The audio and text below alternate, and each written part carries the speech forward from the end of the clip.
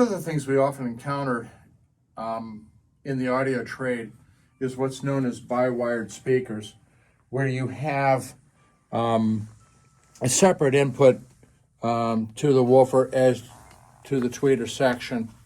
I'm not going to get into the technicals of that right now, but I am going to address something that's very common, which is most manufacturers will simply go out and get a wretched piece of gold-plated metal. Oftentimes it's tinned over steel, then they gold-plate it so it looks pretty.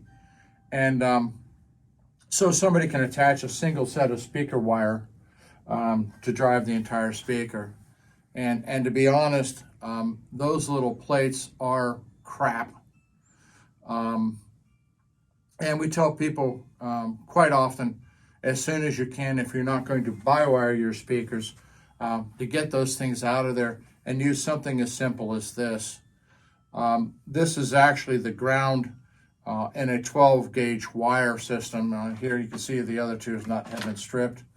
And what we do is we take the copper, cut it to the length we need, and then curl it around and then tighten the screws down. So if you're going to attach a single set of wires, you come into the base post and let the copper carry it up to the tweeter. In about 90% of the cases, this is going to make your system sound significantly better. And the reason most manufacturers use the cheap stuff is because it's cheap. There's no other excuse for it. And they don't want to spend the time to give you, at least something at the starter point. There are companies who make specific jumpers to accomplish the same thing, but I've seen prices anywhere between $90 to $1,000, $2,000 for them. Well, if you want to buy those and play with them, fine. If they can best a piece of copper wire and you think it's worth the money, great.